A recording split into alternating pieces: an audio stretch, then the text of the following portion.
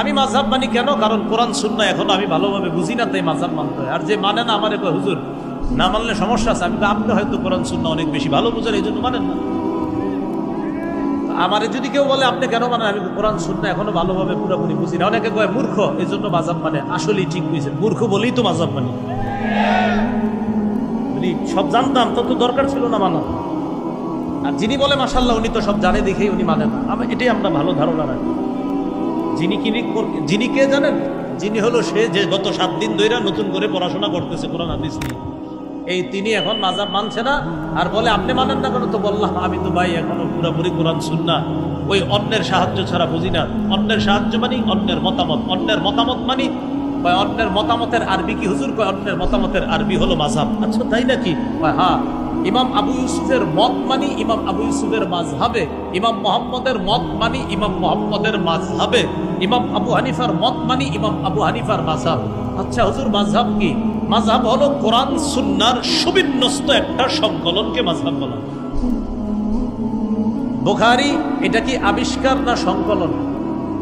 বলেন। সংকলন। বুখারী শরীফ এটারে বুখারী, সহিহ বুখারী বলা হয়। সহিহ বুখারী মানে বুখারায় ওনার বাড়ি, উনি এলাকার সাথে নিসবত করে এটার নাম বুখারী। বুখারী হলো হাদিসের সংকলন, আবিষ্কার নয়। মুসলিম হাদিসের চলে আসা সংকলন, আবিষ্কার নয়। তিরমিজি হাদিসের চলে আসা সংকলন, আবিষ্কার নয়। নাসাই, ইবনে মাজাহ, আবু দাউদ হাদিসের চলে আসা সংকলন, আবিষ্কার নয়। ফিকহে হানাফি কোরআন সুন্নাহর চলে আসা সুবিন্যস্ত সংকলন, আবিষ্কার নয়।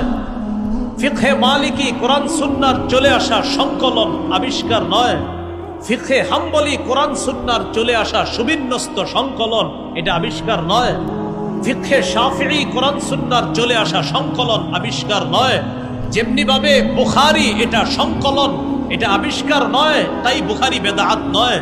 মুসলিম এটা সংকলন, এটা আবিষ্কার নয়, তাই এটা বেদাত না। নাসাই, আবু দাউদ, ইবনে মাজাহ, তিরমিজি এগুলা সংকলন, আবিষ্কার নয়, তাই এটা বেদাত নয়।